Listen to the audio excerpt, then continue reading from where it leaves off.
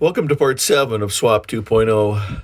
Today's episode, we're going to finish up the driveline that we started in part 4. If you looked at part 4, I explained a little bit about the 3-bolt flange that's on the back of the 6L80. Instead of taking the transmission apart and trying to adapt it to a conventional yoke, I chose to come up with this solution. So with the help of Lisa and the Cult Jam of Quality 4x4 and PA, that would be Port Angeles, we designed this solution. So it starts off with this adapter. This adapter here is a beautiful aluminum machined 6-axis adapter that bolts onto the 3-bolt flange on the back of the transmission, which is normally a rubber donut or a U-joint.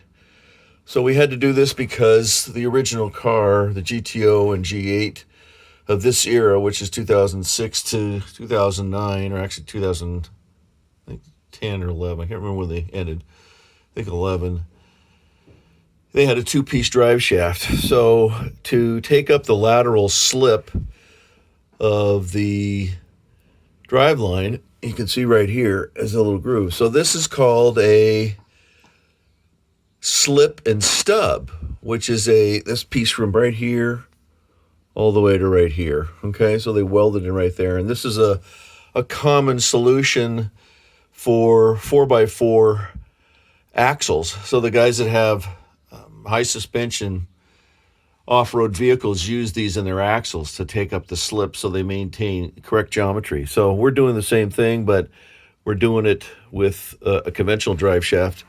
So we use a conventional 1350 in the rear.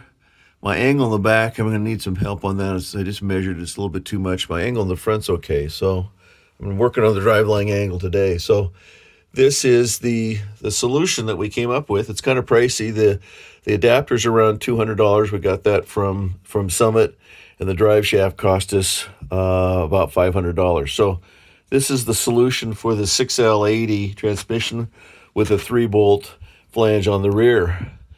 See you next time.